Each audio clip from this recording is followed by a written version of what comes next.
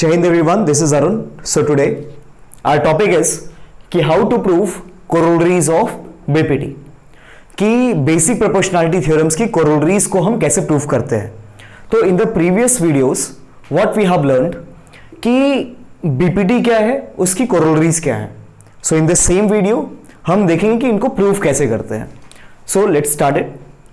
In the given triangle ABC हमने क्या किया है, we have drawn one line segment DE parallel to one side of the triangle BC which intersects or touches AB at D and AC at E respectively. कि जो line segment हमने draw किया है parallel to BC वो AB को D पे touch करता है और AC को E पे टच करता है. So what are the given values कि in triangle ABC DE parallels to BC.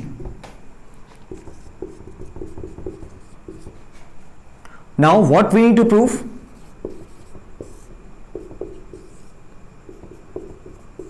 So if you go through the previous videos, so you can learn कि there are two corollaries.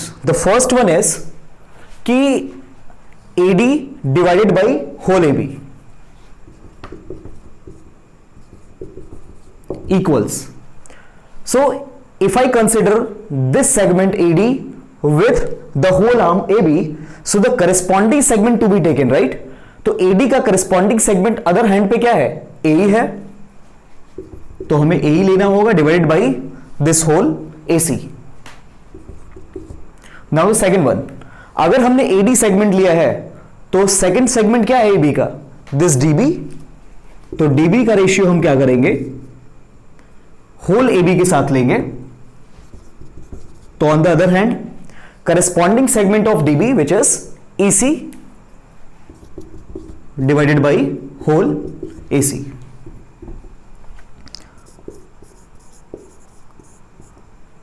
Okay, so before proceeding further, first I would like to recall the concept of BPT. तो BPT क्या बोलती है कि अगर किसी triangle में आपने कोई लाइन सेगमेंट किसी साइड के पैरेलल ड्रॉ किया है, जो कि हमने DE पैरेलल टू BC किया है in triangle ABC in our diagram, तो ये जो लाइन सेगमेंट है DE ये दोनों साइड को सेम रेशियो में डिवाइड करेगा. तो हम क्या बोल सकते हैं कि in triangle ABC DE parallels to BC, so by BPT AD divided by this DB, दोनों सेगमेंट्स के रेशियो इक्वल होंगे जो डिवाइड होंगे AE upon EC. Okay, now एक छोटा सा फ्रैक्शन का कॉन्सेप्ट है जो हम यहां यूज करने वाले हैं further for getting the expression of the corollaries. वो देखते हैं क्या है. Suppose there is a fraction x upon y, because BPT हमें AD और DB इन दोनों का रेशियो दे रही है और हमें लाना क्या है, किसी भी एक सेगमेंट का रेशियो इस पूरे होल के साथ हमें लाना है. तो इस x अपॉन y को हम AD बाई DB की तरह रिलेट कर सकते हैं.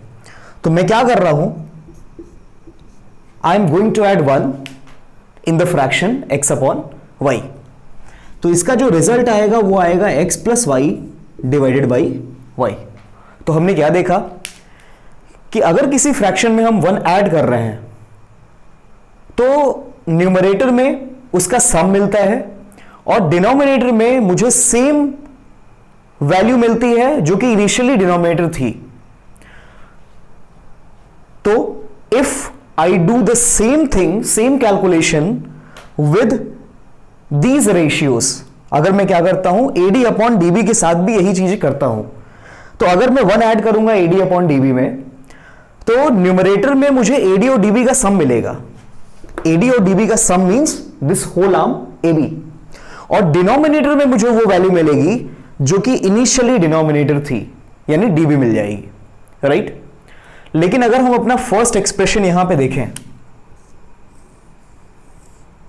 तो ये है AD upon AB, AD upon AB। AD और AB को अगर हम इस डायग्राम में रिलेट करें तो this AB is the whole arm, the length of the whole arm. और अगर हम AD की बात करें तो AD ये ऊपर वाली सेगमेंट को बोला जा रहा है। AD is the upper segment of AB। तो अगर मुझे AB और AD चाहिए तो AB तो मुझे 1 ऐड करने पे मिल जाएगा, क्योंकि AB पूरी की पूरी साइड है। x बाई वाई में जैसे हम 1 ऐड करते हैं तो मुझे x प्लस वाई एक जगह मिलेगा, न्यूमरेटर में मिलेगा, तो AB तो मुझे आसानी से मिल जाएगा। अगर मुझे AD चाहिए तो मुझे डिनोमिनेटर में AD रखना होगा। Okay, let's start it.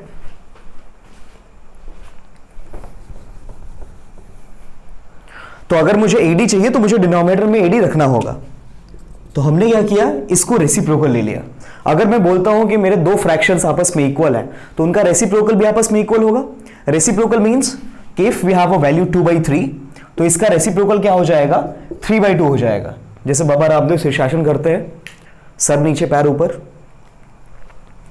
C AD upon DB, अगर हम दोनों साइड का रेसिप्रोकल लेते हैं तो it would be DB upon AD equals EC upon AE। Okay, now AD हमारा डिनोमिनेटर में मेंटेन हो चुका है। अब अगर हम 1 ऐड भी करते हैं तो नीचे मेरा क्या मिलेगा, AD ही मिलेगा, सेम डिनोमिनेटर, और ऊपर AD और DB का सम मिलेगा विच इज AB। तो क्या मुझे ये एक्सप्रेशन नहीं मिल जाएगा? Let's go further.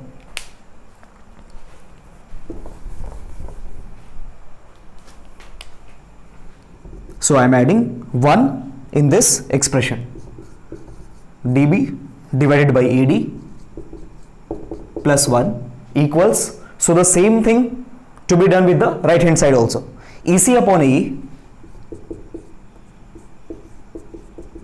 plus 1.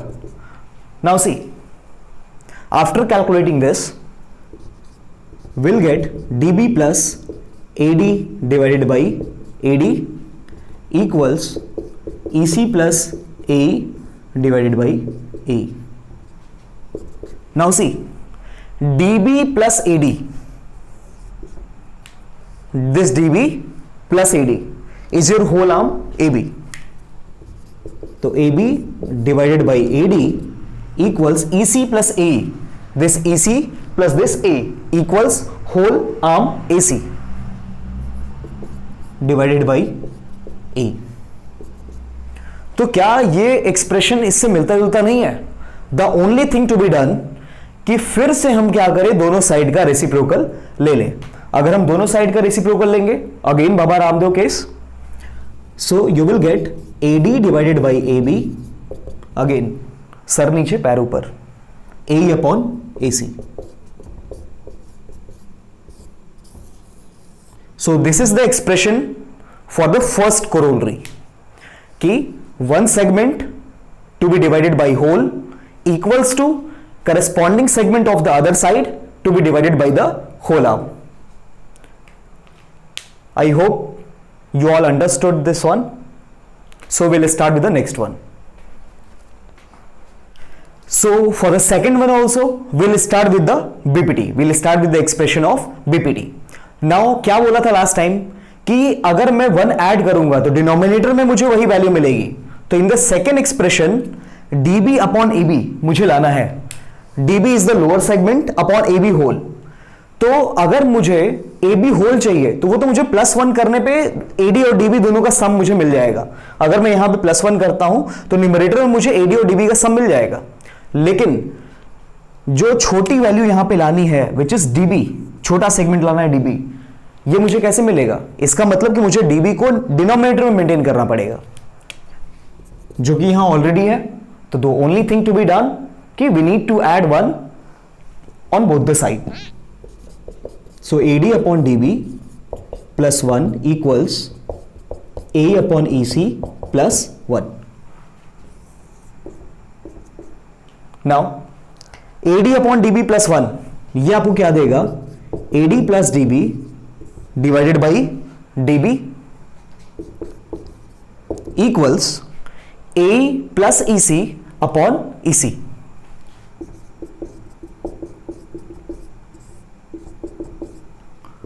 Now see, AD plus DB equals to whole AB. So AB upon DB equals sum of AE and EC. AE and EC is your whole arm AC. Okay. Now come to the proving. इन दोनों में क्या फर्क है? यहां पे whole AB नीचे की तरफ आ रहा है, तो अगर हम क्या करें, again Baba Ramdev formula, take the reciprocal of both the sides, तो फिर से सर नीचे पैर ऊपर, so you will get DB upon AB on the other side EC upon AC. Isn't it the second corollary? DB upon AB, this segment upon whole equals to corresponding segment EC upon whole. So I think this video is helpful for you. Thank you for the day.